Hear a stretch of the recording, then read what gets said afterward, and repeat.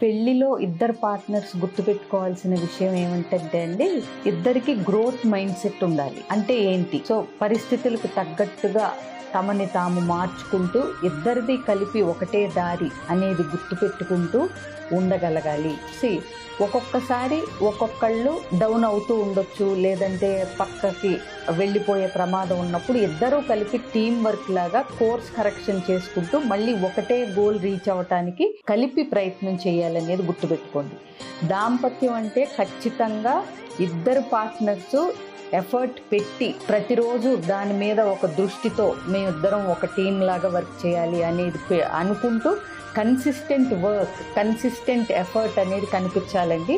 So that you become better partner day by day, year after the year అనేది మీ ఇద్దరు కలిపి చేయాల్సిన పని అనేది గుర్తుపెట్టుకోండి. ఒక్కళ్ళకి ఉన్నంత మాత్రాన అన్నీ అడ్జస్ట్ అవ్వాలి, లేకపోతే అన్నీ సరి చేసేసేయాలి అని ఒకళ్ళకు ఉన్నంత మాత్రాన అవ్వదండి. బండికి 2 చక్రాలు ఉంటాయి. 2 కలిపి ఒక దిశగా ప్రయాణం చేయదలుచుకుంటేనే బండి సవ్యంగా వెళ్తూ ఉంటుంది.